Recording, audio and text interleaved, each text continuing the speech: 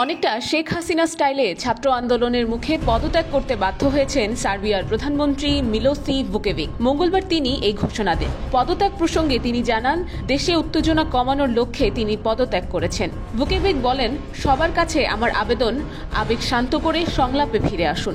তবে ভুকেভিকের পদত্যাগ কার্যকর হতে তা সংসদ কর্তৃক অনুমোদিত হতে হবে। পরে নতুন সরকার নির্বাচন করার জন্য অথবা আগাম নির্বাচনের জন্য সাংবিধানিকভাবে 30 দিন সময় হাতে থাকবে।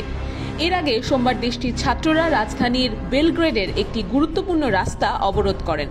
নোভি সাদ শহরের একটি রেল স্টেশন নির্মাণে দুর্নীতির অভিযোগে তারা এই আন্দোলন করছেন। তারা বলছেন, গত 15 নভেম্বর নোভি সাদ শহরের একটি রেল স্টেশনের ছাদ ধসে 15 জন নিহত হয়েছেন।